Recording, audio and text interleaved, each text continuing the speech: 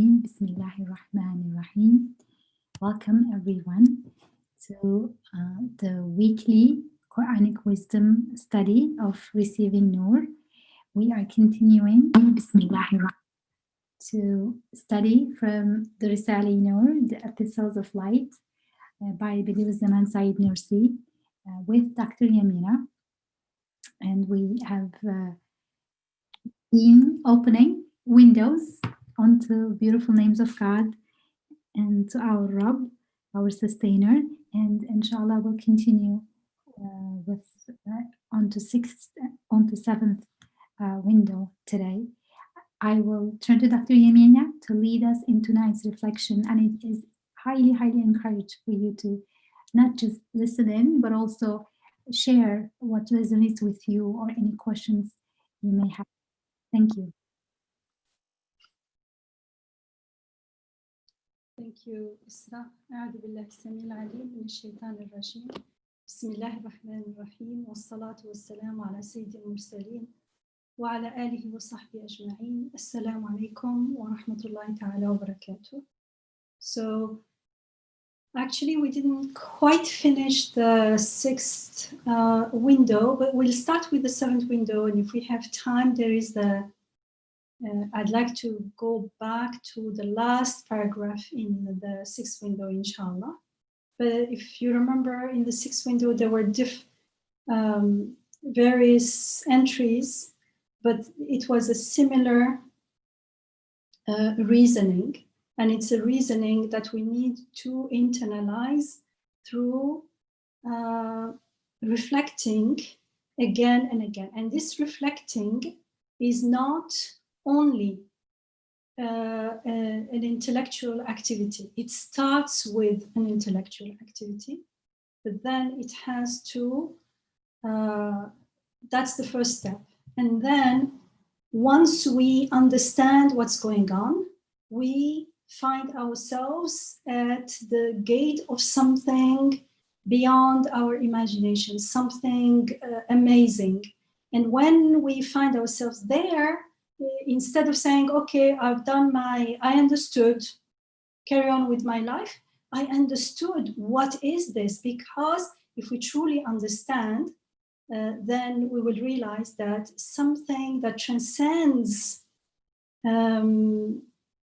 intellectual understanding is going on here, something amazing, something that is not of this world, something that is beyond our grasp, beyond our imagination is going on, something that we can feel in many ways. And so it then, once we go through the first step of intellectually understanding what's going on, if we truly went through it, and if we have made the intention, the choice to live, to follow the guidance of the Quran, to reflect on the signs in the creation, then we will feel the need to stay there and wonder what's going on. And in that wondering, in that amazement, things will start happening.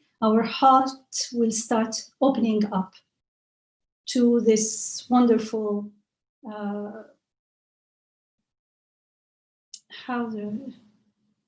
self-disclosure. God is speaking to us, disclosing himself to us through his creation. And very often we don't do anything about it.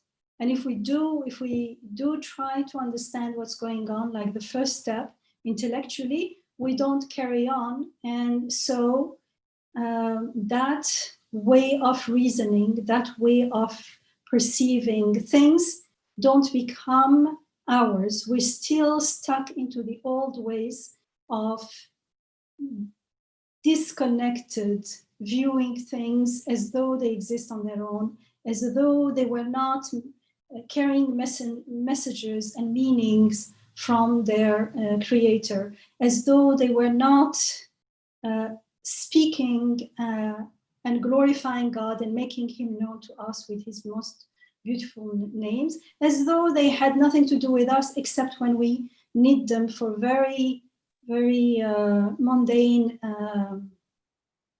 lowly benefits. Dr. Yamina, I want to share something on this from this week. And I want to share it at the same time. I'm a bit wary because personal experiences are, personal. How much can I articulate? I don't know. But this week, I think shortly after the halakha, maybe the next day, it was raining, and I sat by the window, and that is the first time that I can recall where I felt um, I always intellectually analyzed rain, and it must be being sent from somewhere. But it's the first time I felt that the rain was genuinely speaking, meaning speaking is not even the word, but I felt a connection that this rain is coming from beyond, and it's compassion. It's an expression of compassion. And as I'm saying it, I can't describe it because I could have said the same thing last month too, last year too, 5 years ago too. But I felt more moved, touched, maybe. Yeah, and that it wasn't like a poetic mood. I always like rain, and that's kind of tapping on the windows, not that kind of emotional, attachment kind of thing, but more like connected. I don't even know how to put it. And the emphasis you made about it can't be just intellectual. You need to open your heart, and it's in heart and the reason together. Again, I could have articulated this to last year myself, but I wasn't, and you don't know it until you experience how different it was. That what I have been doing is more, but that rain was something. And then I part of me felt like I can do this. I can do this every day because he said last time take some time to do this. And I used to think of it more like an exercise, like put your 10 minutes, you have to do this homework if you want to, like a math exercise kind of thing. But and then you do once, twice, and then you feel like, okay, I'm bored with this homework. What can we as we do? But what happened last Friday, it was, I guess, was that I could do this every day, and I could do it because I wasn't just doing an intellectual work, but I was also feeling that the world is a window onto my Rab. I don't know if it resonates with anyone, but I just wanted to share it. Yeah, thank you. Thank you for sharing. Thank you. Thank you. So if you have anything to share about the last windows, the last 6 windows, please go ahead. You are most welcome. If not, then can someone read and share with us the 7th window, inshallah. Bismillah.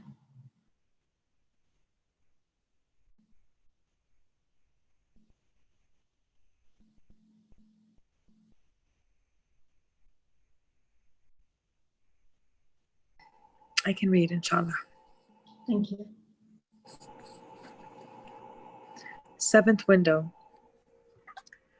The perfect order of the works of art scattered over the face of the universe, and their perfect proportion and balance, and the perfection of their adornment, and the ease in their creation, and their resembling one another, and their exhibiting a single nature, demonstrate on a vast scale the necessary existence and perfect power and unity of an all-wise maker. Moreover, just as the creation of innumerable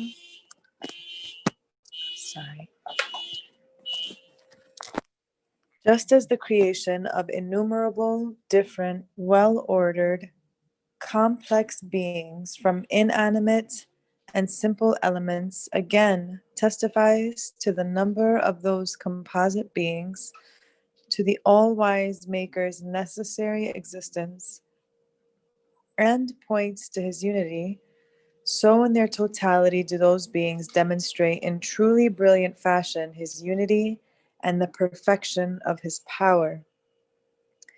Then the utmost distinguishing and differentiating of beings as they are renewed while being assembled and dissolved, that is, during what is called the composition of beings, amid the utmost degree of intermingling and confusion. For example, the distinguishing of the shoots and growth of seeds and roots without confusing them in any way, although they are all mixed up. And the mixed up substances entering trees being divided between leaves, flowers, and fruits, and the nutrients which enter the body in mixed up form being differentiated and separated out with perfect wisdom and perfect balance for the cells of the body, again demonstrate the necessary existence and perfect power and unity of the absolutely wise one, the absolutely knowing one, the absolutely powerful one. Then, too, the making of the world of minute particles into a boundless, broad, arable field, and every instant sowing and harvesting it, and obtaining the fresh crops of different universes from it, and those inanimate, impotent, ignorant particles being made to perform innumerable orderly duties, most consciously, wisely, and capably. This also shows the necessary existence of the all-powerful one of glory and maker of perfection, and his perfect power and the grandeur of his sovereignty and his unity and the perfection of his dominicality. Thus, through these four ways, a large window is opened unto the knowledge of God, unto knowledge of God. Addressing the reason, it displays the all-wise maker on a large scale. Now, you unhappy heedless one, if you do not want to see him and learn of him in this way, divest yourself of your reason, become an animal, and thus be saved.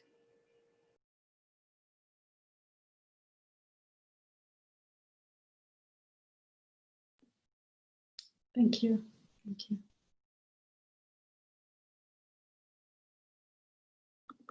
If you have anything to share at this point, please go ahead. You don't have to wait for anything. The four ways he's talking about at the end is we have like pretty much 4 paragraphs, and in each paragraph he's making a point. All these points are actually interrelated, interconnected, if you look carefully. If you have anything to share at this point, please go ahead. Otherwise, I will share my reflections about this text, inshallah. I'm just gonna share that it's very interesting. Be an animal. Like, if you don't want to do that, just be an animal. Like, okay, you have that option. Like, it's very clear, subhanallah. In the Quran, it says they are like animals, or even worse, because animals are not misusing their reason and their consciousness and their faculties. Subhanallah. I'll share a reflection that came to me as I was reading, and I guess, mashallah, somehow this stayed with me from the last halaqah that we had on the 6th window. But subhanallah, I was driving, and I was driving to the cemetery to visit my brother, Allah yarhamu, and it was I anticipated heaviness, and I anticipated this, just something that was just sad. And on the drive, I just felt myself just being almost like I was made to see through all of the trees around me that were all different colors. And the only word that came to me was glory. And I never used this word in my English vocabulary. And it was the only word that could come to describe such beauty and such a presence. I wouldn't even say beauty, but such a powerful presence. And it goes to what Isra was saying. There was like a presence with me that was just glory. And I can't, the word glory is kind of, I don't know what the Arabic would be. And I can't really describe the English, but it really just resonates as something so magically powerful and profound in a beautiful way that the word, and I felt myself repeating as I looked at the infinite trees on the right and the left, all of them being changed. And all of a sudden, like an ordinary path became like just this magical path of just different colors. And I just felt such a beautiful presence that eased the path for me. Alhamdulillah.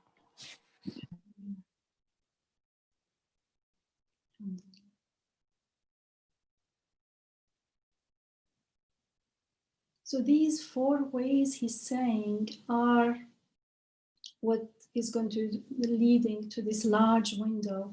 And the first one is saying the perfect order of the works of art. So there is art, like things around us are made in like such a meticulous way, such artful way, very like even the details are, subhanallah, so. And this art is not just like for appearance sake, not just colors and shapes that look pretty but have no function. They are all very orderly, subhanallah, and they are scattered all over the face of the earth. It means we find them so much everywhere that it seems like they are cheap. We don't value them. I mean, these days I've been cleaning the garden, and you can see like the flowers, their leaves, everything is very orderly and very artful, and there is so much abundance. Wherever you sow them, they grow, that we take it for granted, and we don't even pay attention to this art. Is so valuable, so exquisite, and it says scattered all over the face of the universe, and their perfect proportion and balance. There is balance, there is harmony in the proportions, and the perfection of their adornment, and the ease in their creation. They're just so easy that when we are present and when we reflect, we prostrate before we're amazed at the majesty of the power that is behind this ease. But when we are in ghafla, when we are in heedlessness, the ease becomes like a veil. So we take it for granted. Since it's easy, yes, we say, I don't know, this is this. We give it a name and that's it. It just grows. You know, you plant the seeds or you plant the bulb or something, it grows. What does it mean? It grows. And they're resembling one another. So they are all different, yet they all resemble one another. If you take plants, that's why we call them plants. We can recognize that they are plants, but look at the thousands and thousands of plants that we know, not that exist in the world. They're all so very different, yet they resemble one another, that we put them in the same family.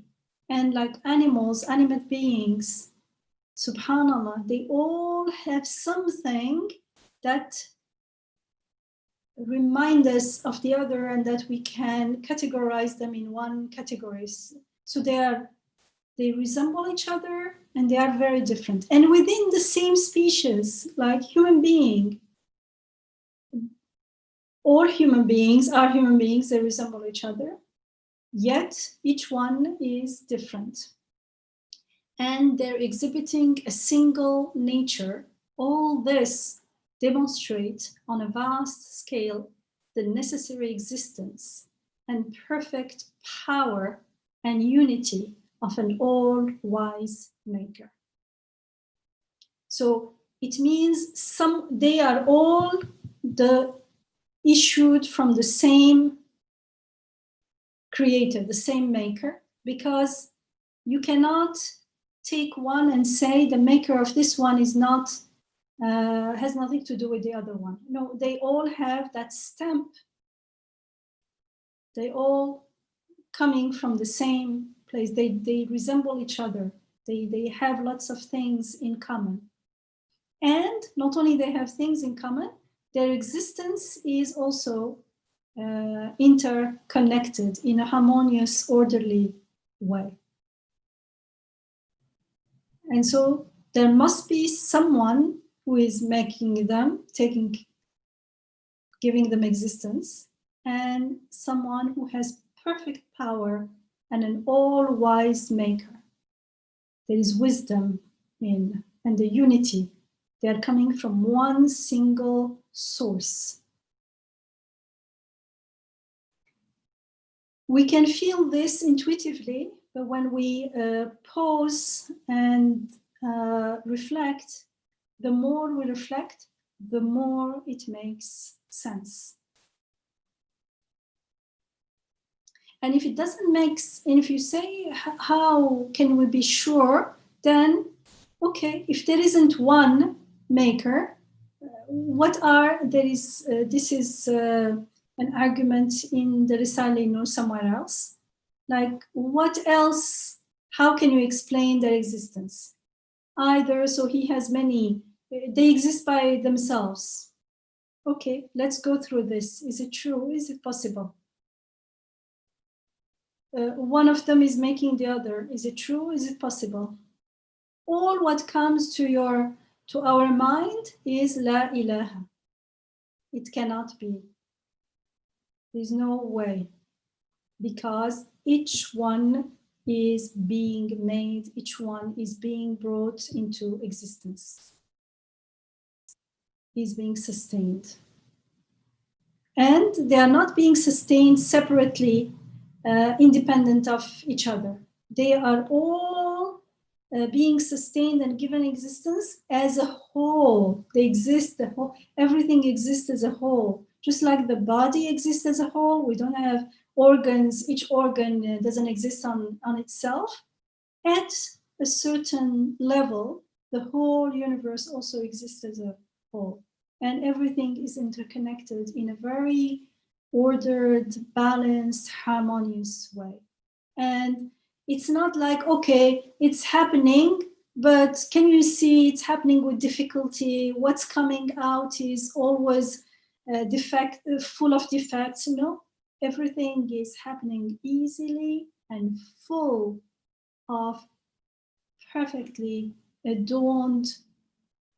They're all works of arts, mashallah. From the small fly to whatever you think of. Everything is very artful. So this is the first way.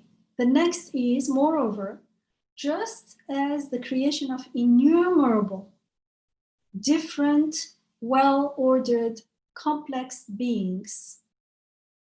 So there is the fact that the abundance, and they are all different, but all very well ordered and complex beings from inanimate and simple elements. This is actually a big, big window. It's a big, it's a clear area, bayina. Like inanimate, simple elements, very simple things, and they seem to be coming together, and one comes out is very complex. You can't have simple elements and the result is very complex and say that nothing, there is no maker, nothing. You don't add anything in the equation. It happened on its own. What does it mean, happen on its own? There's no such a thing as, there is always agency.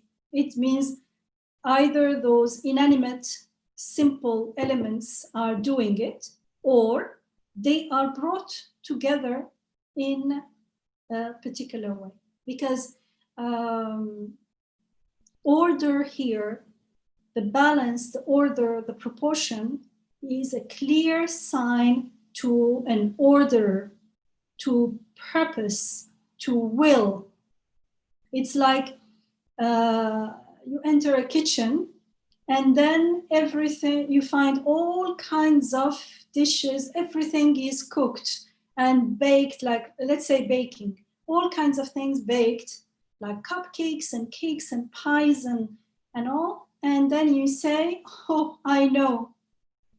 They are all, you put them under the microscope or whatever in the lab, and you say they're all made of few ingredients.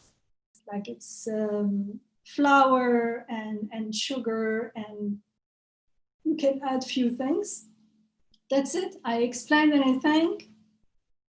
These elements can explain this. They can't, because the flour and the sugar and the water or the oil or whatever we use cannot make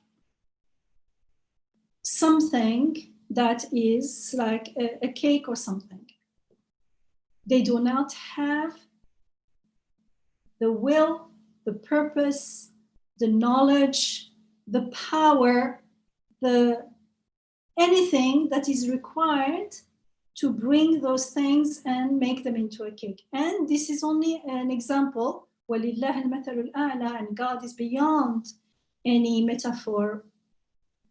Because here we already have the inanimate, the simple ingredients ready. And still it doesn't work. But in the real life, the simple elements are coming into existence together with the complex beings. So we cannot say that the maker, whoever is this maker, is using inanimate and simple elements to make the other one. That's how it looks at first sight. But the more we look into it, that's not how it happens. But as a first step, we have simple, at the end, something very complex, very well ordered. And they are all, the simple elements are the same. The outcome are all very innumerable things and all very different. Similar, yet different. This testifies to the number of those composite beings. Each one is a testimony to the all-wise maker's necessary existence. First, there must be there exists a maker who is all-wise, because there is wisdom and purpose, and the will is the necessary existence, and points to his unity. There is only one. So in their totality, so each one testifies to this. All together, those beings demonstrate in truly brilliant fashion his unity and the perfection of his power, because it's the same power at work everywhere at the same time, as far as we're concerned, everywhere at the same time. And there is no confusion, everything is being taken care of, knowingly, seeingly, orderly, perfectly. I mean, you can think of many different examples, but like, for instance, the human body. And of course, when we say human body, we can apply the same reasoning to any living being's body. At first thought, we could argue that it's made of different organs, like the heart, the lungs, the brains, and things. And these organs, they all work together in harmony, and somehow they constitute the body. But if we zoom in a little more, then the same body appears to be made of different types of cells. Like if we take each organ is also made of different types of cells. And those cells, they are very similar yet different. The brain cells, the heart cells, the lung cells, subhanAllah, each one is like a different species, a different animal with different functions. And if we zoom a little more, then in fact, all those things, the organs and their constituents, the cells, are made up of atoms. And in fact, it's not only the human body or living things body, all matter, all beings, all things, whether animate or inanimate, living or non-living, they are all made up at a level, they are made up of atom, and that are organized into larger structures, atoms, molecules, and then cells, and then organs, and then this and that.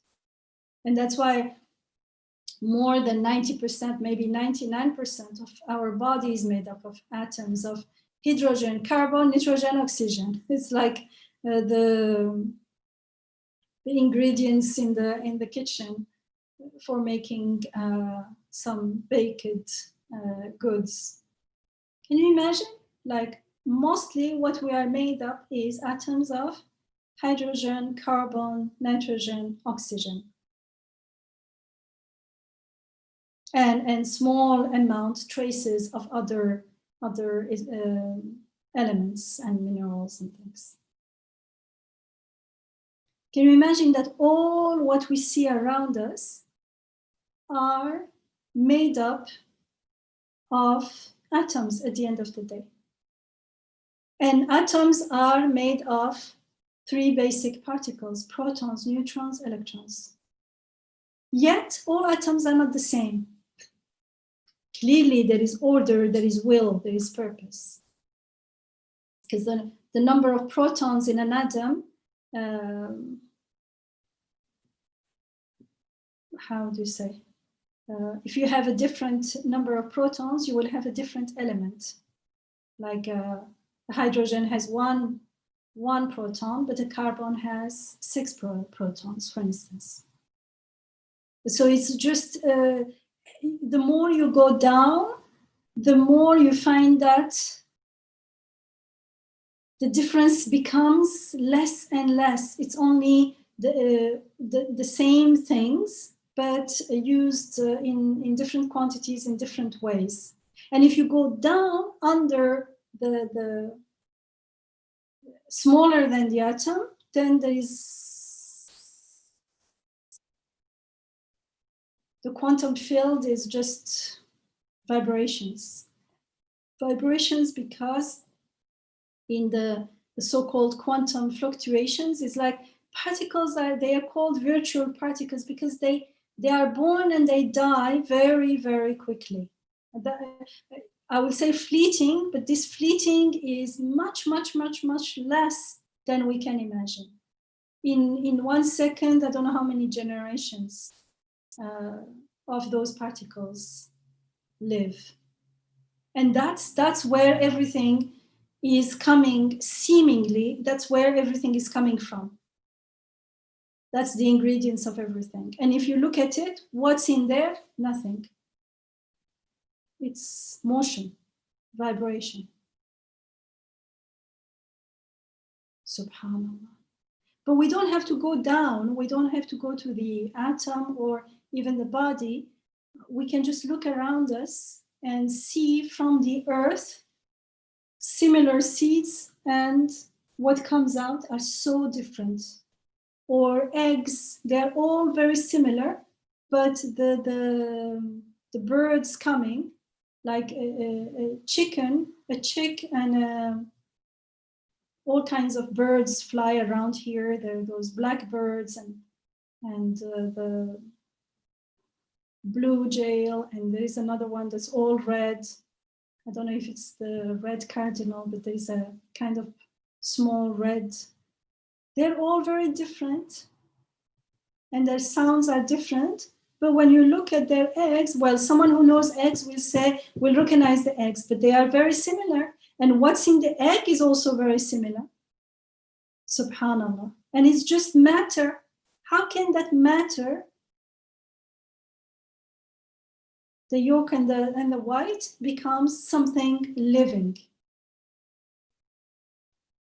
Someone, just like someone is giving life, someone is giving all form and sound and seeing and adornment and color and shape. And where are they coming from? There must be a maker, an all-wise maker, who is, because all this activity is a clear sign, a clear window onto will, onto purpose, onto perfect power, power that has total control over everything. If you have anything to share, please go ahead. I'm just reading the text. And I mean, when you speak about like all the atoms are making everything, then like the ayah, like the ayahs in the Quran that speak about ma min shay, there's like Allah uses sometimes like the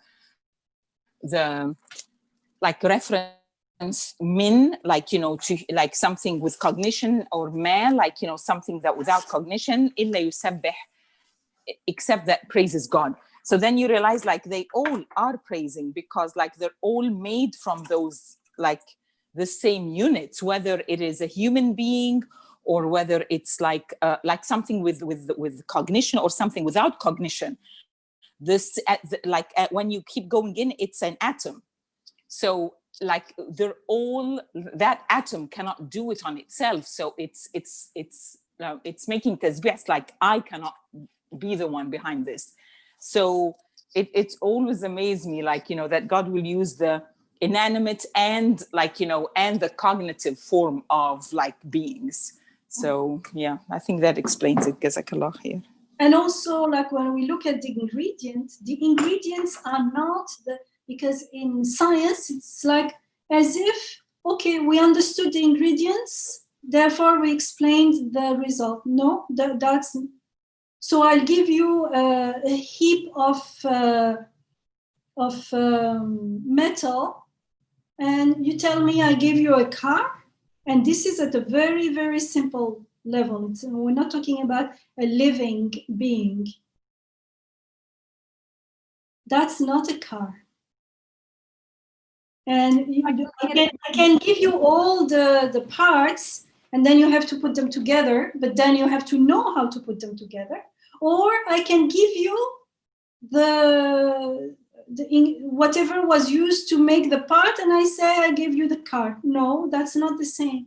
That's a very reductionist understanding of materialist science, because they think you can explain the whole with its part, or the whole.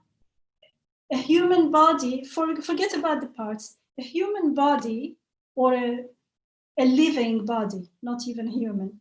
If you have an animal, when it passes away, when it dies, right when it dies, when the body is still warm, everything is intact physically, yet that living thing is not there anymore. So we can't equate the two.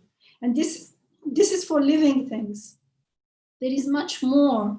Like life is not found in anywhere in the physical body. Life and what comes with life is, for example, consciousness, seeing, understanding, knowing, hearing. All these faculties are tied to life. And yes, the body is a vehicle to life, but it's a vessel to life. It is not, we cannot equate them. So the parts are not the whole, even at a very simple level, as I said, like taking ingredients like flour and sugar and oil, for them to become something else, there needs to be some purpose and will. So the order, the adornment, the giving of shape, all these things are clear signposts, clearly demonstrate the existence of an all-wise maker, a maker who has wisdom, knowledge, power.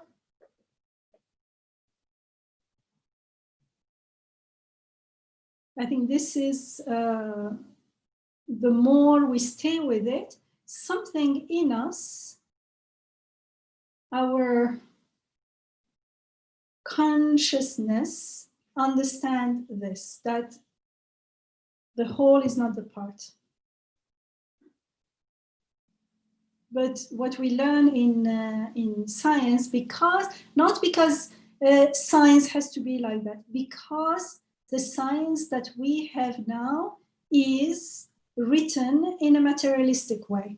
So because there is no such a thing as objective interpretation. There is always, whenever we write something, we describe something, any event, any fact, anything happening, we are always interpreting.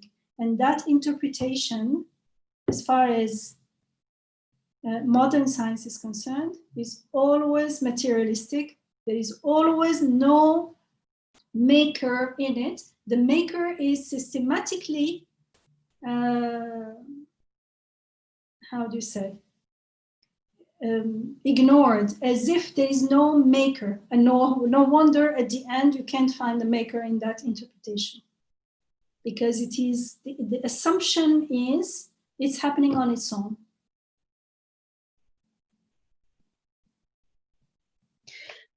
Subhanallah. Assalamu alaikum, if I may.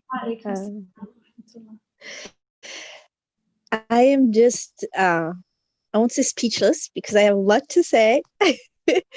But subhanallah, I mean, just earlier today, I was really reflecting upon a video that I watched about, there is this trend about neuroplasticity, and it is, I mean, I believe it to be real, and but it's amazing how it turned into almost a religion. There was an article saying that now they're turning this into almost a new religion because they discovered a way to like feel better and make things better and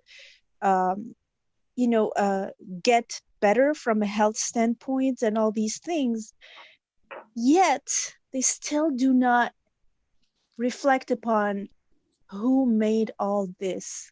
And especially when you talked about the vibrational levels, and that is seemingly where everything is made. Subhanallah.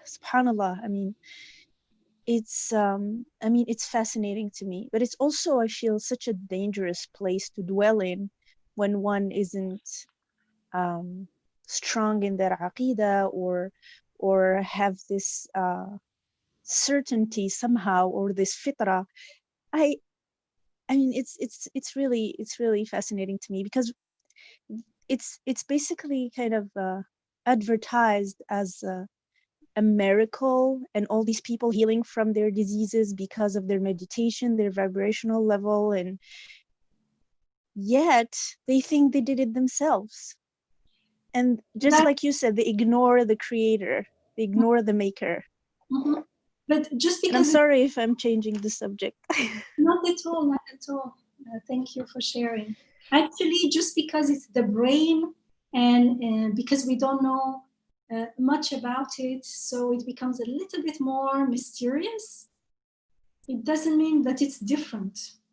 If we start with something very simple, for instance, if you use your arms a lot and you are always carrying heavy burdens, what's going to happen?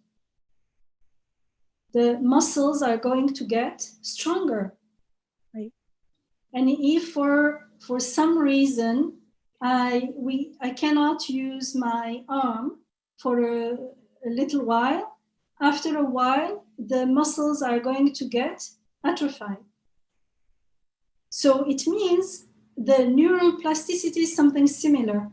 The brain constitution, the neuron paths, they fire and wire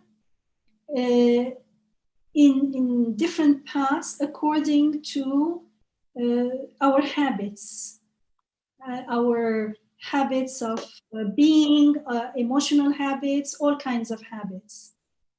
And so it's the same, just like our muscle change according to how we live.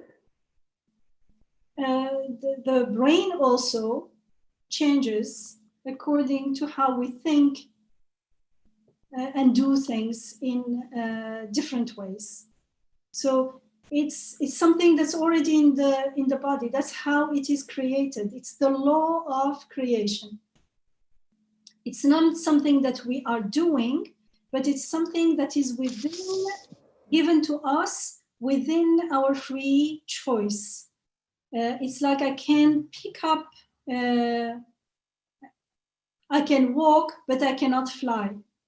So walking is within the limits of my creation. The brain, now they find out that the brain changes to adapt and make, actually we didn't need to know about the brain. Without knowing about the brain, we know that if we keep doing something in a different way, it becomes easier onto us and we gain a new habit, right? Right. So that's behavioral, that habit, how do we get it? For instance, if you drive every day, your driving gets better and better. And especially we see that when someone who didn't know how to drive, they learn to drive. When they are learning, it's very difficult. You have to be constantly looking around. And then, lo and behold, after a few months, you start not even paying attention because you do it automatically. Yeah. Now, what they found is what's happening when this is happening in our behavior, the brain is also being changed to accommodate that new habit, that new way of being. That's it. Subhanallah. Yeah. That's it. It's not like we are doing something. There is one thing that now they're telling you, like, you can take more responsibility. Like it's not like we think if I have this illness, nothing can change. But we know that in the hadith it says all illnesses, Allah has not created any illness without its how do you say, healing, Cure. without its cure. And for some reason we may be stuck to the cure has to be a pill or has to be a syrup, Yeah. or has to be something physical. No, but and hundreds of years ago, not only in the Islamic tradition, but definitely in the Islamic tradition, people talked about prayer. Because when you believe in prayer, whoever is creating the body right now with illness, this body is not the same body. It seems to us in Ghafla, it's the same body staying with me day in, day out. If it were the same body, How come we were babies and then toddlers and then young and then every day we're getting older and older and our look is changing? How come? It means it's changing. So if it's changing, whoever is created the baby and the younger one is creating the new one, and that flowing, the flow of change is as narrow as we are able to stay in the moment, to stay present with God. The creation happens only in the now. Why? Because only the now exists. The before and the after that don't exist in this life, in this worldly life.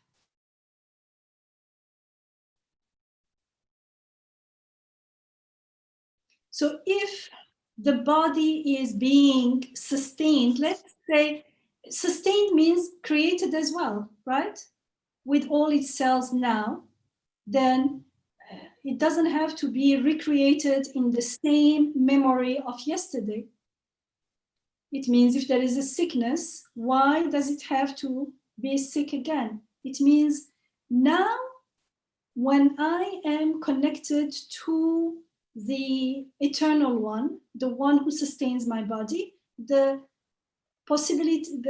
endless possibilities open up. How he's going to create my body today now is totally up to him, and therefore my praying to him is totally open. Everything is possible, of course, possible within the limits of the creation that I am bound with. There, they come close to the possibilities.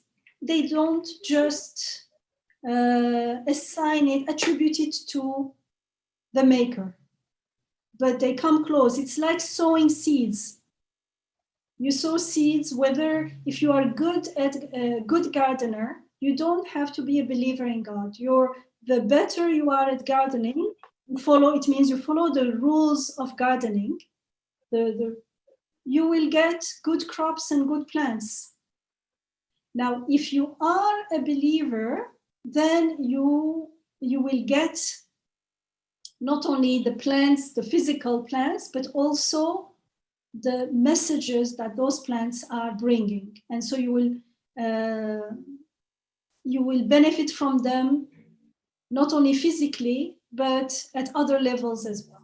And you will enjoy them far much more. The enjoyment will be far much more. More.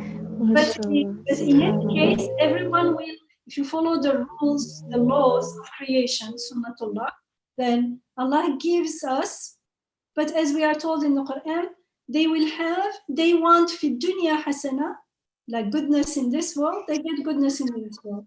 But the believers ask, fi dunya hasana wa fil akhirati hasana. In this world, goodness in this world, and goodness in the next. And there is no goodness in the next without testifying the goodness in this world. I have to testify it now, so that when we are in Akhirah, we have already sown the seeds, and when we get there, we recognize that, oh, these are the beautiful names. They were just not as clear. And it depends. The higher iman and the higher ihsan, the more it becomes less veiled. SubhanAllah. Jazakallah khair. This is amazing to me. I don't know if you have time. I would like to ask one more tiny question. I don't know if you have time or I can hold it. It depends on the question. We'll hear it. Okay. No, because you just said that creation is happening, and you talked about the dua. So I really was, it doesn't mean that the thing that came to my mind is how the Prophet told us about the power of dua, and nothing can change the decree of Allah except the dua. And so it almost feel like, and may Allah forgive me for this kind of imagery, but as Allah is creating, we can make dua, and as part of him answering our dua, creating things as we ask him or he see fit. Astaghfirullah if it's something, like blasphemous that I'm saying. But I had this idea, after you said that creation is still happening. And so, yeah, that was my question. It didn't really sound like a question. Yeah, I didn't understand where the question was. Like, okay, so you are making dua, Yeah. and if the prayer is accepted, so what's going on? Like, it's almost that the creation will continue. I mean, does that mean that Allah will manifest that dua by creating, I don't know how to, I'm scared to articulate it and be, So, yeah, first, I'm not sure. first, Sorry about that. the ing form, the creating, the happening is happening for us because we are part of the creation. The creator is not limited by time. So as far as I'm concerned, I can only talk about it as he's creating as far as I'm concerned, but it does not mean that he's limited by his own creation. And by the way, everything is a dua. We have an online, I don't know, a few years ago, maybe now, I don't remember, but we did have a session on the meaning of dua and the significance of dua. And from one perspective, everything is a prayer, a dua. So, of course, what makes everything, all activities dua is being conscious. And neuroplasticity is dua, because you're actively doing things, and then that dua of doing changes because it is dua. Exactly. It is a dua, but it can be done, if it's unconscious, then it's the same dua as an animal. It's done as like physically, it will change because that's how God creates. But there is the conscious dua, which usually we talk about. But even like I want to walk and I am made to walk. So in a sense, it's a dua and my prayer is accepted. I also would like to point out that in the beginning of this chapter, this 33 windows from 33rd word, we touched on how the creation is happening through universal laws. These laws are Allah's way of creating, sustaining, and then within those laws, God also has special favors, special manifestations, so that everything can seek help from Him. They're not mechanical. Yeah. So if Sister Kenza was trying to ask whether it is okay to think of God, the Creator, responding to our needs and adjusting the world, the universe, the way He can to our needs,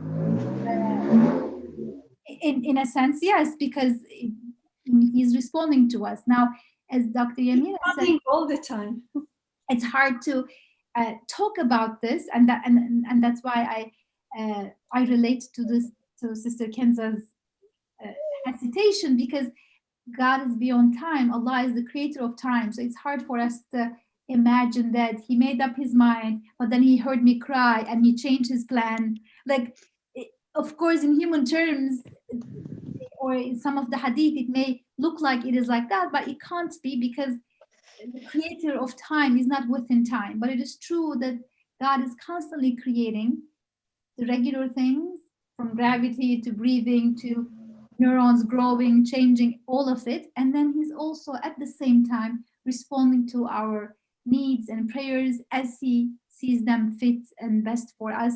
So it's both, even though we may not be able to put it in our human terms, because ultimately the creator of time is beyond time.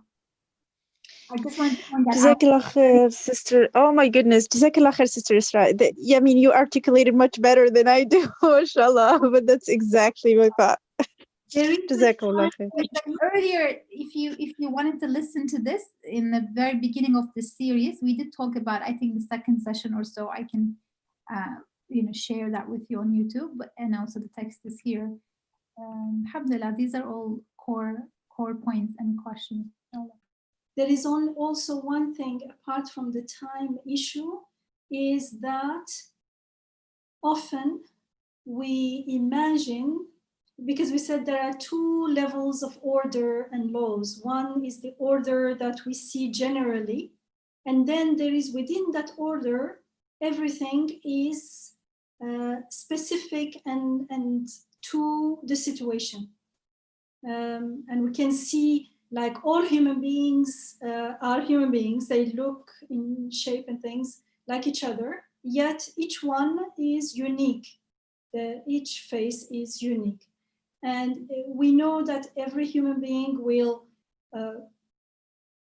is born, lives, die, but how they live, each human being will have a totally different life. So Allah has like those levels. There is a level that we see generally. It seems like there are some laws, like the sun set, some mechanical kind of laws, and then another order that looks to that is not as seemingly as rigid. Now, the first level is not deterministic as we may think, because when we think it's deterministic, then it feels like the order is already set. How is God going to change anything? And as if the order is there and Allah has to change his order to create something. That's not how it's happening.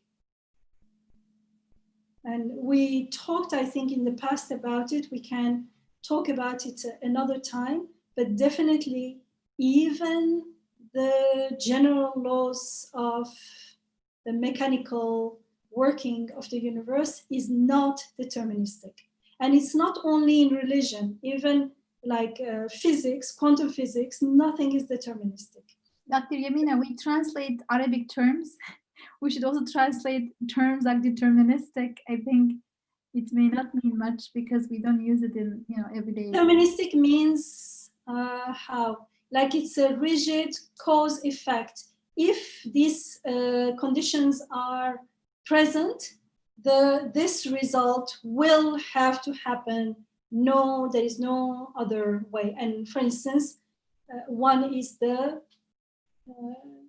sun has to set, or has to, what does it do in the morning? Rise. Yeah, but like generally we're expecting it to rise, but there is nothing in the rule, in the so-called law, that says that it has to rise. There is no necessity. And we know that one day it may not rise. It will be qiyamah, or it will, like. Does it make sense? So from there, we just want to know that it's not necessary. It does not have to be that way. If it is that way, it is because it is willed to be that way. So if there is a certain order, it only points to an orderer, to a will of God. The first level is what makes us get to know that there is a maker who creates with order, who has will and purpose. Now that we know him, we can turn to him in our special everyday life and ask for this and that, because apart from those, how do you say, those laws, everything else is constantly changing, constantly open to many, many possibilities. Before a child is born, the child could look like anything. We know, so you can see the two levels exist one within another. Before the child is born, we know that it will be like 99%, it will be a human child. We know how it, we have some expectations, but exactly how the child will look, we don't know. How the character of the child is, we don't know. His personality, we don't know. What he will choose in his life, totally we don't know. That's why it's all open to prayer. But why am I now open to prayer? Who do I pray to? Because there is an order. We don't have, like, sometimes a child is born, like, we have a sense of human being. So we know that there is someone who is an orderer, who has will, we are already acquainted with the names of God through the first level. And then the second and third, it becomes more and more open to possibilities, one within the other. It may not be very clear, but at least so you can see that. That's what I meant, not rigid. Thank you. Jazakallah khair, Dr. Yamina. I'm curious about something. Sister Kenza, what were you scared to articulate? What was a concern that might be blasphemous or something? I guess, the idea is to say that we have control when we really don't, over the outcome, over the future, over I think that as human beings, it's so easy to fall into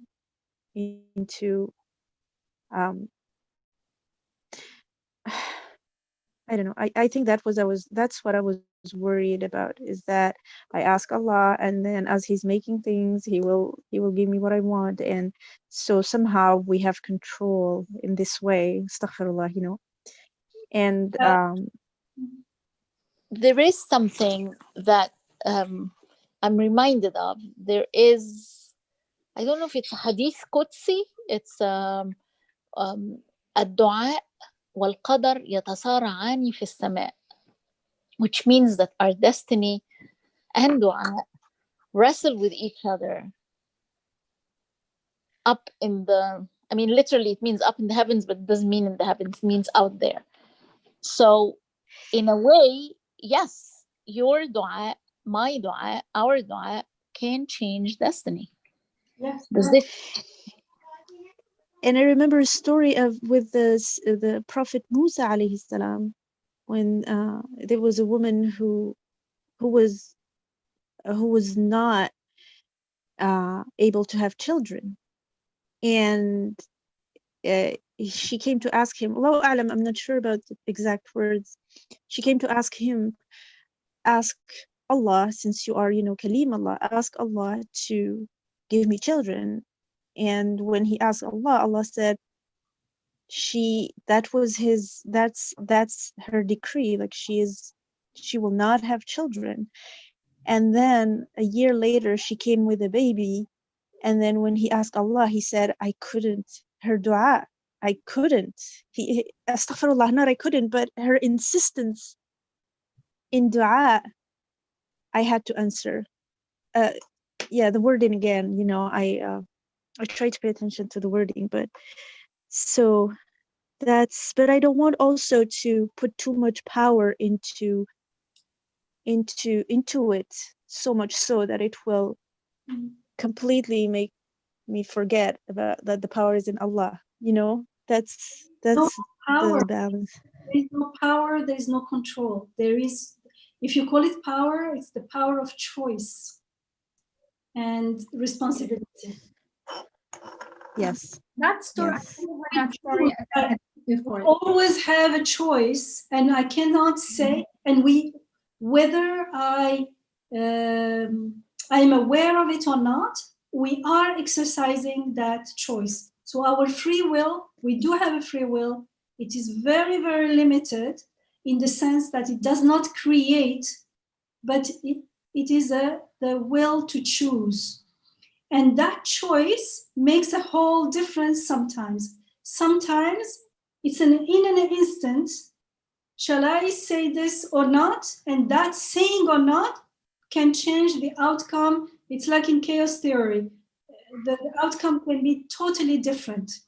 It's like if you have, Imam Nursi gives the example of if you could put on a scale two mountains of equal weight and equal shape, two equal identical mountains.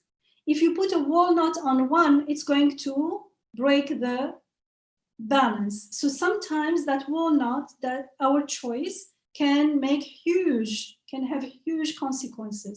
That's why we need to be conscious, because we are responsible for our choices.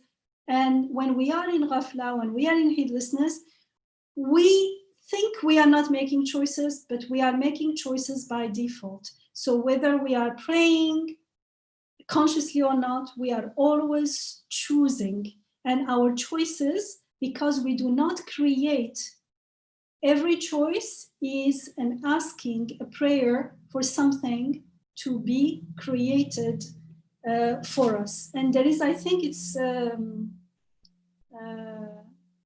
Umar ibn Khattab radiallahu anh, I think, when they ask him again about qadar, about decree, God's divine decree.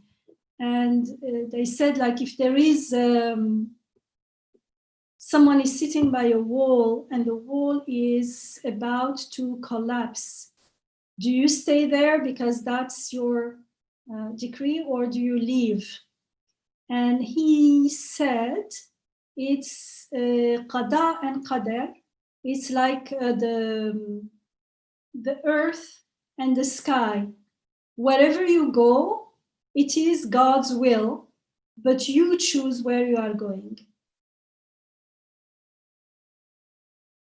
So wherever I go, whether I go left or right, whether I follow the path of righteousness or the path of heedlessness and whatever, get away from there, it's my choice, and I bear the consequences and the responsibility, but I'm not creating anything, and all those choices are within divine decree.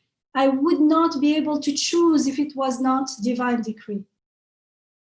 I cannot choose to be a bird because it's not created it's not given to me as a choice.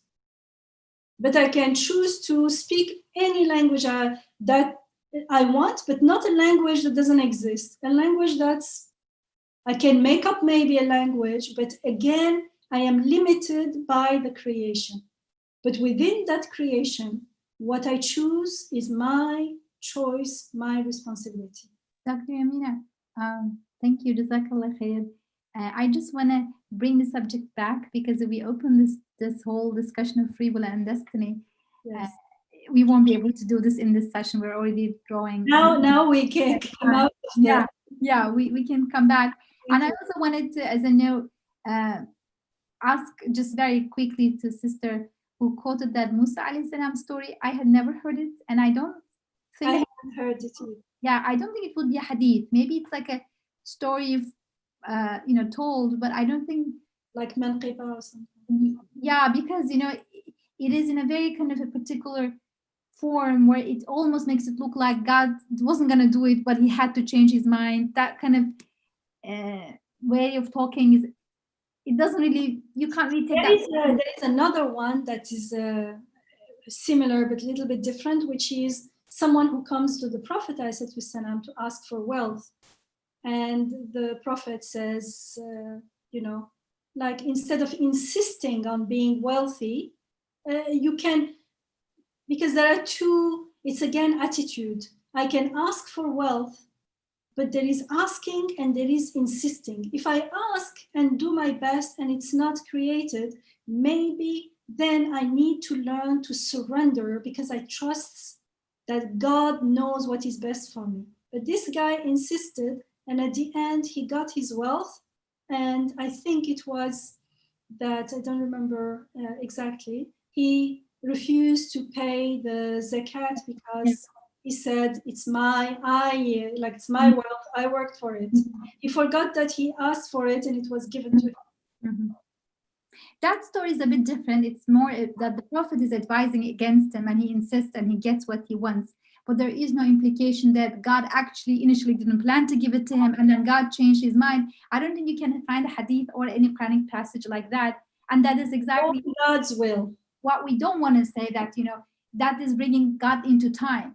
Like he, in the beginning of the day, he was thinking this. At the end of the day, he changed his mind. Like that's a very. Or he is limited by his own creation. Yeah. So that's, we wouldn't want to go there. There are a couple things in the chat before we move away from this subject, not to close it, but it's just that we want to come back to today's topic, and inshallah we can talk about free will destiny another time. I think brother Mohsin is asking, so how can this be reconciled with لا يبدل قول لدي وما أنا بظلام للعبيد? I think that's the story. How could that be reconciled? And we are already putting that story to the side because of some of the issues with it. And then Natila says, I am reminded of an Arabic saying, it's all from Allah with little bit from Abdullah. Yeah, but that little bit is not, like, the saying is a little bit misleading in the sense that it's bringing them at the same level. They are not at the same level. Mm-hmm. What Abdullah does is within the will of God. Our will is what God willed for us. Mm-hmm. So there is nothing outside the will of God. Mm-hmm. Yeah, it can be interpreted, right? It depends on how we interpret it. How we word it. Or yeah, but it doesn't try to say it's like a shirk. We add something, but it needs to be that God is. Because they're not of the same nature. But definitely, yes, it's not like we have to. We are always choosing something, but we do not create. And we choose only from what is given to us. Mm-hmm. The brother sent the ayah again, I think with proper tashkil. ما يبدل قول لدي وما أنا بظلام للعبيد. There is no change of the word with me in my presence, and I don't. And لا تجد لسنة الله تبديلا. And I am not. God does not change his ways. Yeah, and then وما أنا بظلام للعبيد. I'm not. If something is happening, for instance, neuroplasticity, or the muscles changing according to the use, is part of Sunnatul, part of God's will. That's how he creates. Mm-hmm. We're not aware of it. And now we know about it. Neuroplasticity, we were using it, but we were not aware how it was functioning. Now that people found out how it's functioning, it made people more, convinced people more, let's say. Otherwise, people meditated for hundreds of years and prayed for hundreds of years and had changes in their lives. But people nowadays, because they believe only in material evidence, now they see the scan of the brain changed. Oh, therefore, now I believe in it. But for us, that brain, that scan is another area. It's just one ayah, like the many ayahs.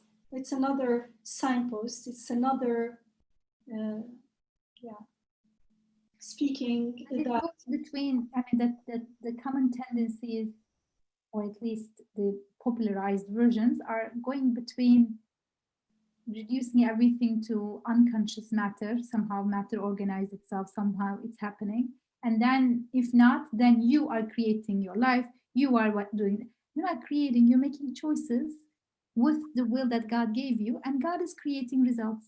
Creating my life, I can only create my life if I have the power of being it is. If we don't have the power of being it is, it means we are only following the order. We find that, oh, there is an order. If you do this, this will happen. You want this to happen, then follow this. It means I am surrendering to the established order.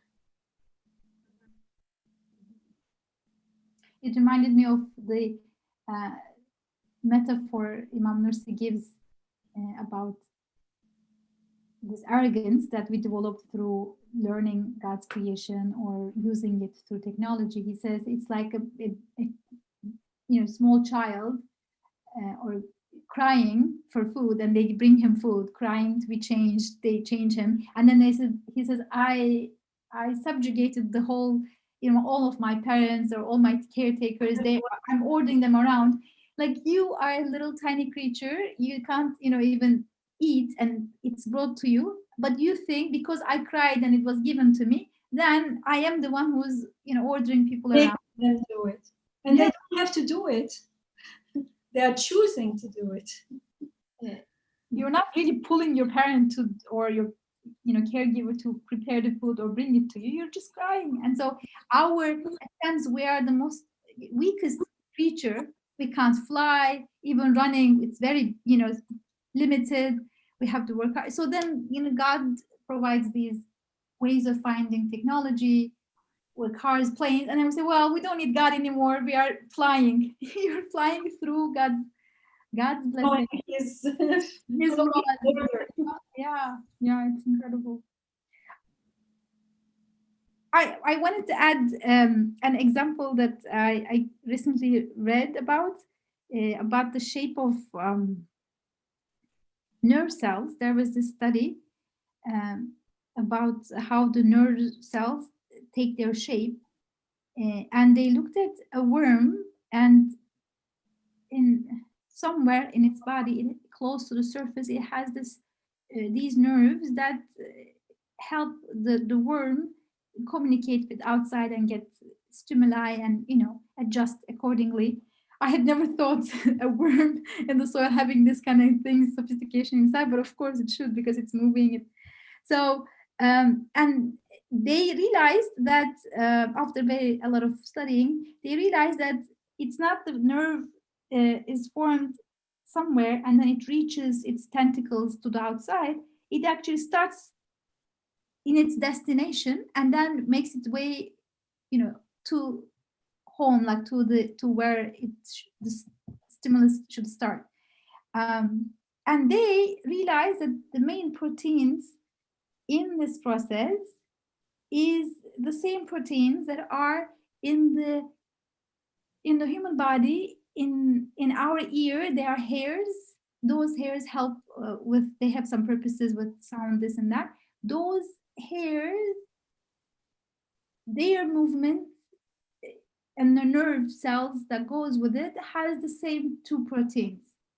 And I was like, wait a second, I barely think about my ears, let alone the hair in my ears and the hair that has nerves, and it has a particular way of taking its shape. It starts its tentacle. I don't know what it's called. It's not tentacles, but like its elongated part first, and then comes back. I was like, this is and worm, and I'm sharing this just to reflect, but also to know that in the article, in the summary of the article I read, it said that it looks like there's an evolutionary connection. I was like, what does this had to do with evolution? Did you see the worm and human ear somehow developing out of something, out of each other? Do you have any?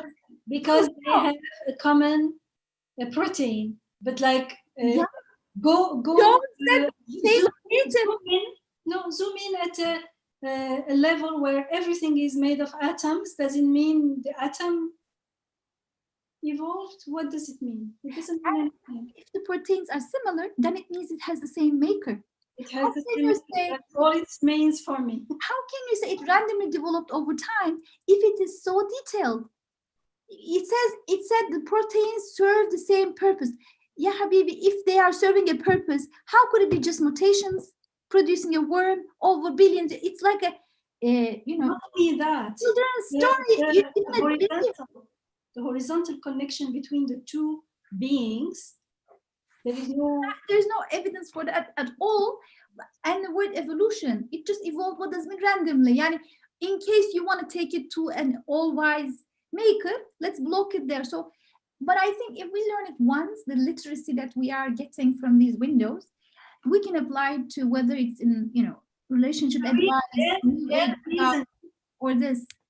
Their reasoning is taqlid, just like, believers block with God without following the steps. They block with something else, with nature or with that.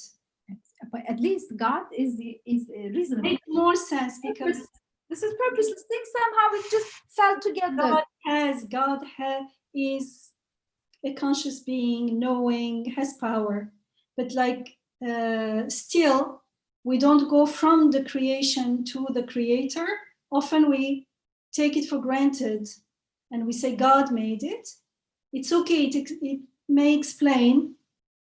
The thing is, because we did not witness it and testify it, we go back and actually we said God, but we relate to the creation, to other beings, to ourselves in the same way as a disbeliever. Because we did not learn to testify the orderer, the knowing, the wise. We have not, in the process of things coming in existence with order, with wisdom, knowingly, seeingly, in perfect balance, with perfect wisdom. So that's very important to first reflect on the act of coming into existence, how things are related to each other, how everything is made so orderly, in balance. They are coming each other, how they look like each other, yet they are so different, and how all this requires wisdom and knowledge and power. And therefore, whoever is responsible for this must be an all-wise, all-powerful, one single maker. As later in this, on this page, it says, when it's talking about the particles, right? Those inanimate, weak, impotent, ignorant particles being made to perform innumerable orderly duties, most consciously, wisely, and capably.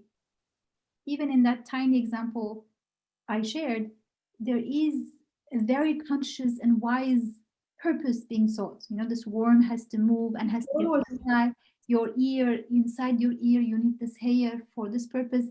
It's acting so as if it knows, and it knows you, your needs, and your connections with the rest. It needs to be inside the ear in this fashion so that the ear can do this with the brain, with this. So all of this, most conscious, wise, capable duties are made. But when you look at it, this protein, lifeless, powerless, ignorant particles.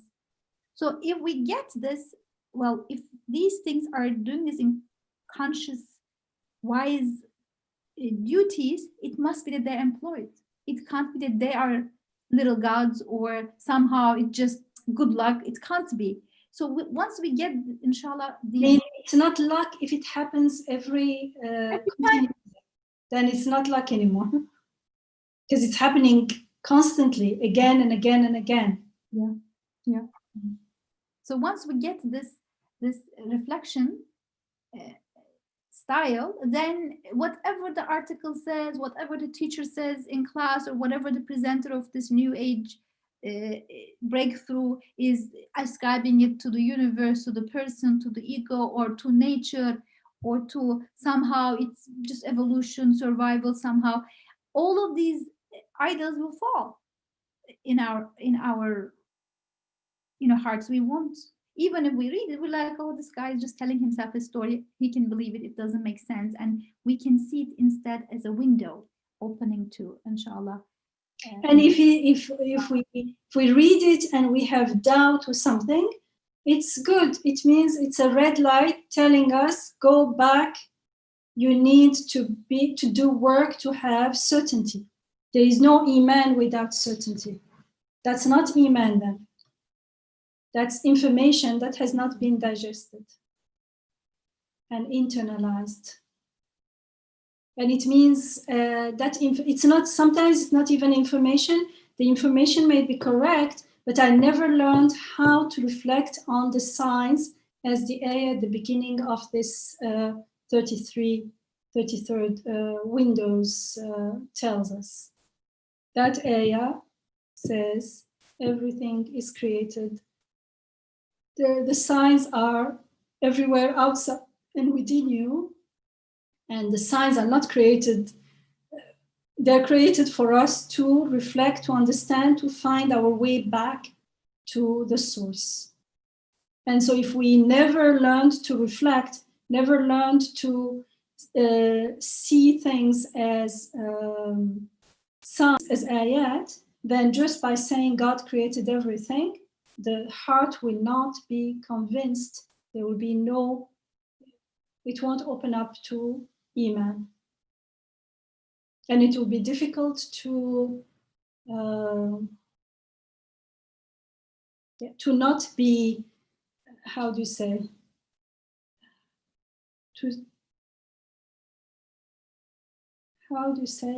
like we're bombarded everywhere with these materialistic, ungodly,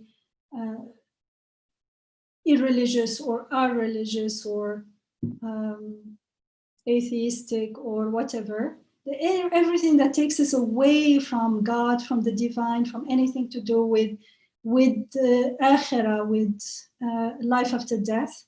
And so it means they are bringing us like in a swamp of worldliness, of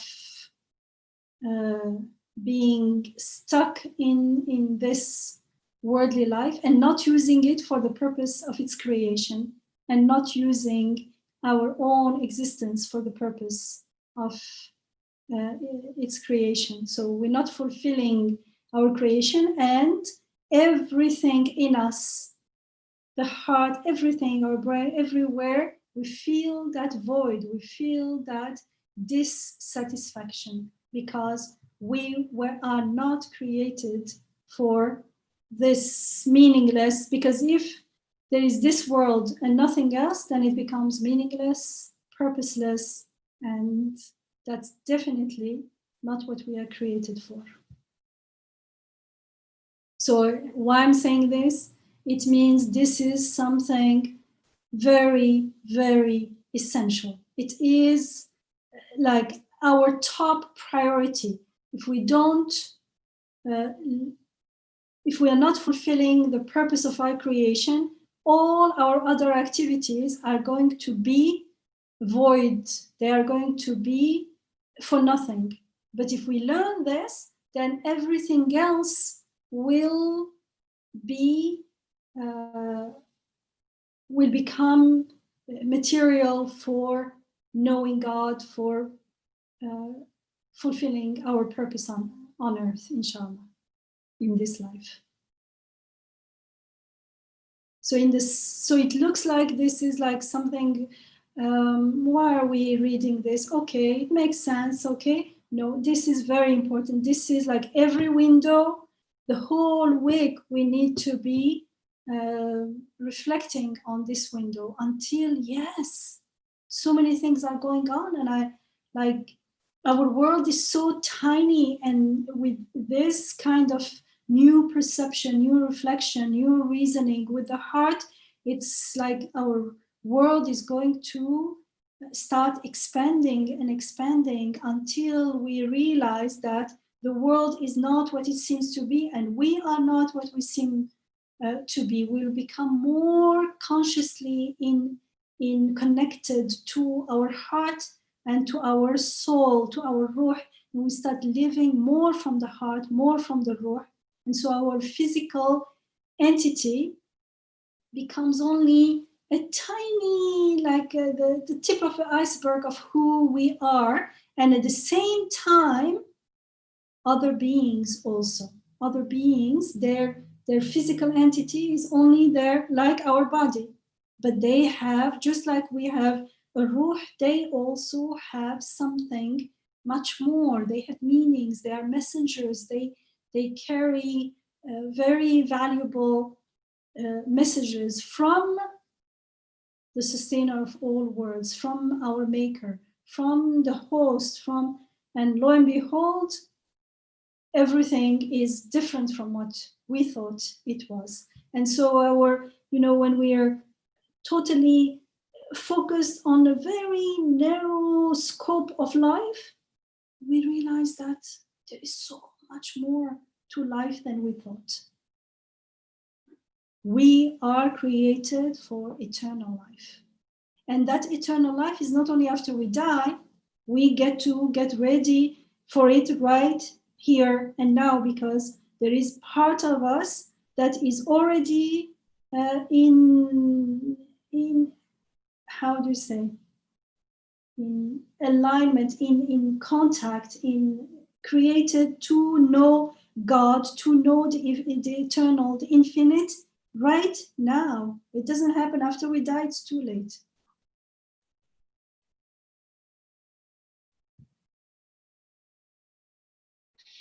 I just want to say that this window, I don't know if it was just said in a brief and succinct way that just makes it so grand for me, but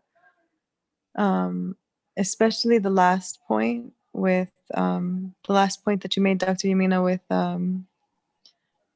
particles, like you said, particles that are totally, particles, or an egg, and then all of a sudden you have a seeing, breathing, living, moving creature. And then I'm just thinking about this small human that's living with me now, and it's just, now I'm just like truly in awe, like, wow, like I have this small being that, like, from where did he come? And then how all of a sudden he's almost 2 now, like he's saying words and he can understand, but he never knew language. But how do you know? But then it made me just say, well, how do we, like, that's us, I'm looking at him like, what a strange being you are, but I'm the same kind of being as you. And it's hard for me to say that about myself, because after so many years of being here, it's all normal. This is how we are. But now thinking back to the first instinct of the egg, and I see so many different kinds of birds, but I don't think that you came from an egg and then you're living, but when we see just the living things just moving, oh yeah, that's how they do, they just fly, that's how they are. Or yeah, now he's a small being and he's starting to talk and he's starting to say words. But staying with that first part, that we came from particles, and now, like, how, my question is, like, how in the world do we see, do we talk, do we hear, do we feel, do we understand? Like, these things all seem normal, but really it's a miracle. Yes. And this window really is offering such a transformative way of seeing the world. Like, imagine if all of us would see a living anything, whether it's a tree or a flower or a human, and we just saw this proof of infinite power right there before you. And every time you see something like that, it adds to this. I just feel like, wow, if we can inshallah, like start to, like Maha always says, imbibe, like really ingest what this is offering, I can imagine that the transformation in our perception is so huge that I can't imagine, like being connected to this infinite power that's so sublime and wise, and it's at the disposal of our fingertips. It's literally in every single thing around us. But how could I have not seen it? And then how, you know, inshallah, as a group, we can really practice this connection, because it's offering something that's really radical and just amazing. Inshallah, inshallah. Thank you, thank you. I mean, it's like living in darkness, spiritually speaking, like the spirit, the ruh is living in darkness, and suddenly what this is teaching us is for the ruh starts seeing. And the ruh sees with the heart, and the heart sees with all the other senses. Suddenly everything has so many dimensions and aspects that look to all the beautiful names of God, to Wajhullah, to the countenance of God. Wherever you turn, there is the face of God, the eternal face of God. Can you imagine? You start seeing the face of God when we didn't see anything before. We were blind to it, or it was like as if darkness before. I think it is really, really amazing. Alhamdulillah. Rahimahullah, may Allah reward the author. Personally, my life totally changed from the moment I started reading his tafsir of the Quran. So can you see that the first paragraph, the second paragraph are related, and he's getting more and more into details. The third one, we're told then the utmost distinguishing, the differentiating of beings as they are renewed while being assembled and dissolved. Because things are being renewed all the time, but at the same time, everything is distinct and different. They are all differentiated.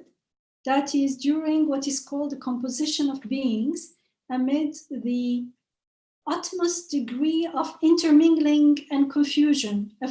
As far as we're concerned, it seems that everything is intermingled. We can distinguish them. For example, the distinguishing of the shoots and growth of seeds and roots without confusing them. You throw all kinds of seeds. The other day I was like, I keep all kinds of seeds from fruits and things, and then I throw them in the garden. Sometimes the squirrels dig them, but sometimes I've seen like some things grow. And like when in the beginning I wanted to put like a spoon with writing which seed it is, but after a while I said no, it's too much. I started just throwing them. When they grow, I will be able to distinguish them. Can you imagine? I don't know where I put what. I'm just putting lemon seeds, apple seeds, all kinds of things. But you know for sure that they won't be confused. I confuse them. How come? Is it the soil? Is it what is it? Although the shoots and growth of seeds and roots, without confusing them in any way, although they are all mixed up, you can say, yeah, but each one is a different seed. But look at what the seed is made up. It's very similar ingredients. Subhanallah. So at each stage, wherever we look at, there is always purpose and will and order. Someone knows, someone is ordering, balancing, and distinguishing everything. and the mixed up substances when you go deeper and deeper, entering trees, all kinds of substances enter, and each one knows where to go. Divided between the leaves, the flowers, the fruits. The sugar doesn't go to the trunk, or doesn't stay in the trunk. It doesn't go to the leaves. It goes to the fruit, for instance.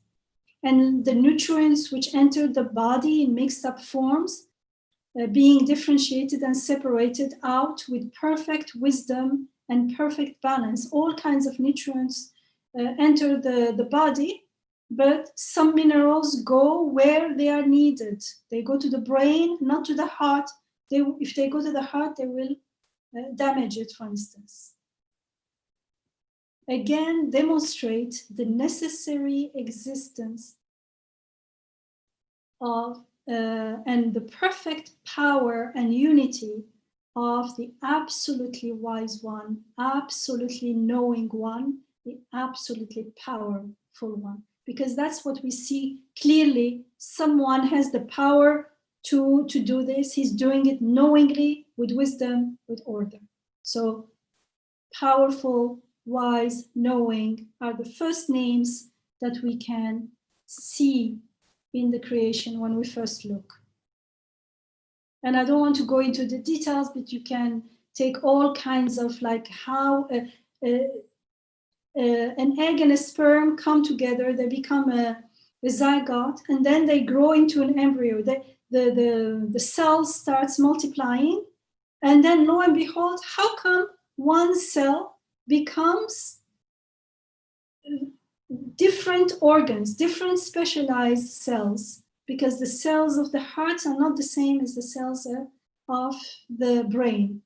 Someone is doing something. More than 200 specialized cells. Subhanallah. More than, and actually there was a comment from Brother Mohsin here, similar comment, saying that yes, 2 half cells, an egg and a sperm, come together and in 9 months, they turn into 3 trillion cells. Subhanallah. And more than 200 specialized organisms that can eventually hear, see, think, interact with the environment and be creative. It is a miracle. And each one is a miracle. Like, how come? And the nutrients are going, and the nutrients don't go like, each one goes where it is supposed to go. And let's say specialized different cells, but like we don't get a heart in our arm or something. No, the heart is in the right place. Mm-hmm. And we don't get eyes like on top of our head or something. Usually, subhanAllah, we take it so much for granted, but it's not. Then too, the making of the words of minute particles. So he's going around, and then he's saying all this is coming from minute particles into a boundless, broad arable field, and every instant sowing and harvesting it and obtaining the fresh crops of different universes. So it's like a kind of metaphor here. The crops here, the particles are likened to seeds, and the crops are all kinds of beings, all kinds of universes. And those inanimate, impotent, powerless, ignorant, unconscious, blind, lifeless particles, they are the building blocks of all these different cells and organs and beings and rocks and minerals, and subhanallah. To perform innumerable, and in each, like in an organ, you have, each cell has different duties, different functions, and within the cell there are different particles. Each particle is performing different functions. How?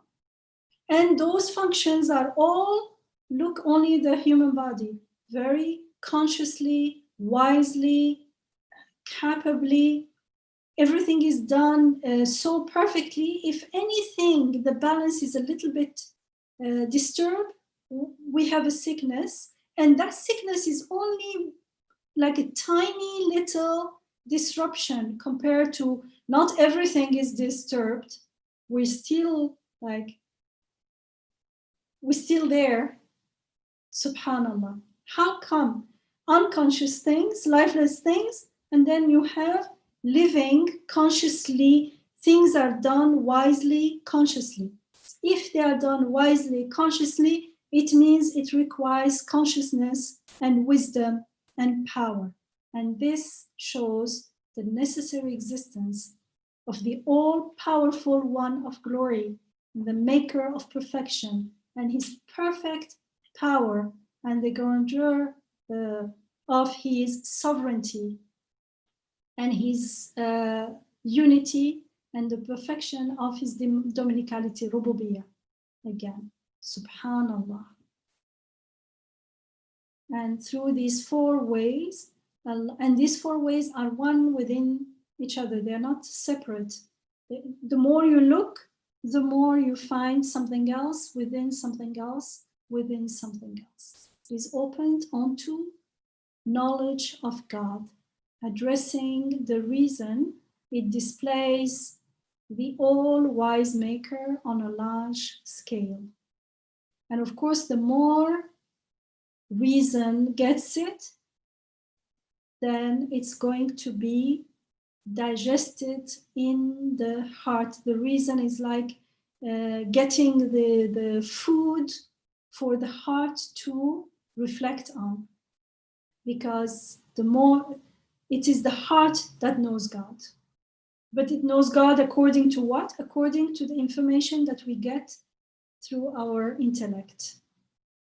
But that information, we have to sit with it.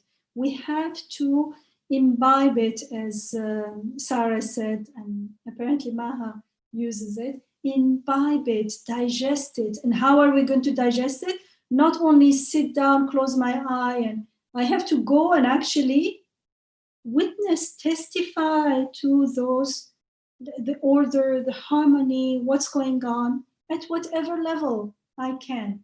But it has to be done. And once I have this reasoning, I can apply it everywhere. Each time is unconscious, lifeless things, performing, very wise, consciously acting, all kinds of things going on. Therefore, this activity reflects wisdom, power, knowledge, sovereignty, control.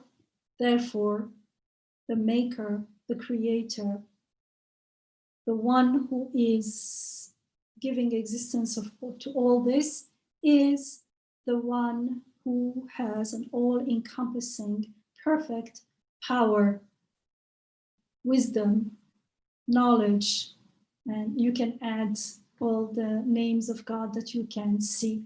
But at least in the beginning, these are the most apparent ones. And just in case, so I won't be able to look at the... And of course, he says here, divest yourself of your reason, because any reasoning that does not lead to God with his beautiful names is a misused reasoning. It is a reasoning that is based on false premises that have not been questioned. The reasoning itself may look logical, but there are underlying beliefs and premises that are taken for granted that are not being questioned.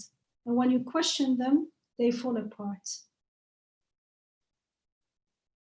But this reflecting on the creation is repeated in the Quran. For instance, we are told in Ayah 8 of Surah 30, do they not reflect within themselves? أَوَلَمْ يَتَفَكَّرُوا فِي أَنفُسِهِمْ? God did not create the heavens and the earth and what is between them إِلَّا بِالْحَقِّ, except with truth and an appointed term. And in Surah 51, from 15 to 23, we are told, indeed, the righteous will be amid gardens and springs, joyfully receiving what their Rabb, their sustainer, will have granted them, because truly they were muhsinin, they were those who lived in the presence of God. They used to sleep only a little in the night and pray for forgiveness before dawn. And in their wealth, there was a rightful share fulfilled for the beggar and the poor. There are countless signs, ayat, on earth for those who are endowed with certainty, as there are within yourselves. Can you not see? In heaven is your sustenance and whatever you are promised. Then by the Rabb, by the sustainer of heaven and earth, all this is certainly as true as the fact that you can speak. And in Surah 13, Ar-Ra'd, which we did study together from ayah 1 to 4, we are told, Alif Lam Mim, these are the ayat and the book. No, sorry, those are the ayat and the book. And what your Rabb, your sustainer, has sent down to you is the truth. Yet most people do not believe. God is he who has raised up the heavens without any support that you can see. And then he is established on the throne, and he has made the sun and the moon subservient, each running its course for a term set by him. He regulates all that exists. He makes the ayat, the signs, clear, so that you will be certain of meeting your Rabb. And it is he who has spread the earth wide and placed on it firm mountains and running waters, and created thereon two genders of every kind of fruit. And it is he who causes the night to cover the day. Truly, in all this, there are ayat, signs for people who reflect. And there are in the land neighboring plots, gardens of vineyards, cornfields, palm trees in clusters or otherwise, all watered with the same water, yet we make some of them taste better than others. Truly, there are ayat, signs in this for people who reason. In Surah 45, from 12 to 15, we are told, it is God who has made subservient to you the sea so that ships might sail through it by his command, so that you can seek his bounty and give him thanks. And he has made subservient to you all what it means he has given to your service, all that is in the heavens and on earth as a gift from him. Yeah. We make planes subservient to us. In this, behold, there are ayat, signs, indeed for people who reflect. Tell all who have believed to forgive those who do not believe in the coming of the day of God. He requites people for whatever they may have earned. Whoever does what is just and right does so for his own good. And whoever does evil does so to his own hurt. And in the end, unto your sustainer, you are all brought back. And of course, there are many, many, many others, but you see, it's always reflect on the ayat, and the ayat is also about the creation. It says, we send you the book, we send you the prophet, we send you this. Right after, what is the evidence? It is God who sends the rain, it is God who sets the mountain, it is God who made the land flat for you so you can live on it. Subhanallah, it always goes back to the creation. It talks about akhirah, gives the creation as evidence. It talks about those who have certainty, those who share their wealth with those who are in need. And why? because they have certainty, because they reflect on the ayat. So we're not going to go on to the connection between all these things. This is what we've been doing for years. All these things are connected in a very obvious way. When we start reflecting, we will find that they are very much connected. So it is not enough to say God created everything. No, everything is created by the all-wise, the all-powerful, the all-knowing, that is God. This is the Shahada. This is something that I testify. This is something that I am certain of. This is something that I experienced. God created this is a conclusion, but is it my conclusion? It has to become my conclusion.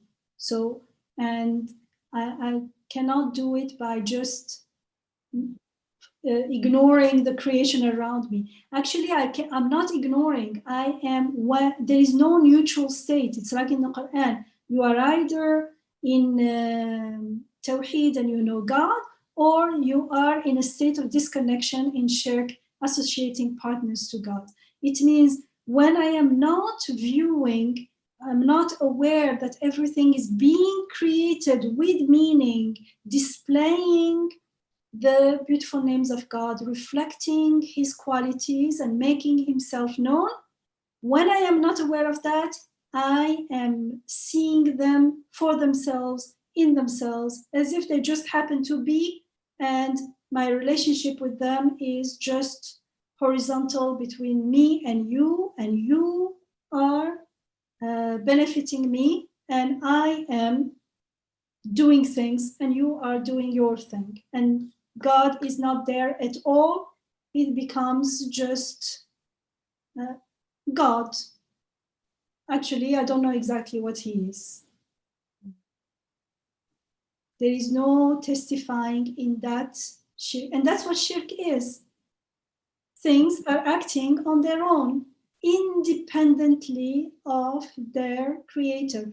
I exist on my own, independently of my creator. When I'm living in that illusion is always exists in parallel with a shirky perception of the self and of the world in general. And it is, remember, shirk is the one thing that cannot be forgiven, because it is what takes us away from God and therefore from all the source of everything. جزاك الله خير. سبحانك لا علم لنا إلا ما علمتنا إنك أنت العليم الحكيم وآخر دعوانا الحمد لله رب العالمين اللهم أرنا الحق حقا وارزقنا اتباعه وارنا الباطل باطلا وارزقنا اجتنابه آمين والحمد لله رب العالمين والصلاة والسلام على سيد المرسلين وعلى آله وصحبه أجمعين آمين. If you have anything to share before we stop. Okay, I wanted to share that inshallah we are continuing our October seminars called Healing Through Istighfar on Tuesdays and Fridays. We're entering the last couple sessions as the month is drawing to a close. So inshallah join us if you can on Friday, 8 p.m. The same Zoom link as today, same Zoom passcode 123. And inshallah we'll see you Friday night, and then we will continue this Quranic wisdom study on Wednesdays, inshallah. And till then, inshallah, maybe be all in Allah's care, maybe all see the signs and testify. So I'm praying for everyone, inshallah. Just last comment I wanted to read. Brother Mohsen shared couple links about reflecting on heavens. There are two things that I find really mind-boggling. One is is this image of the center of our galaxy. And then there is an image taken by the space telescope when pointed to an empty spot in space. And it shows over 3,000 galaxies. The story behind it is here. I will post this maybe under the YouTube comments. So if anybody would like to find those links and look at them, they can do so. It's impossible to take note of them right now. So Jazakallah khair for sharing, Brother Mahsin, and Jazakallah khair everyone, those who shared and contributed. Thank you. Assalamu alaikum. Walaikum salam wa rahmatullahi ta'ala. Thank you. Assalamu alaikum. Jazakallah khair. Walaikum salam wa rahmatullahi ta'ala. And I look forward to the links, Mohsen. I'll check them out. Inshallah. Alaikum, everyone. Walaikum salam wa rahmatullahi ta'ala.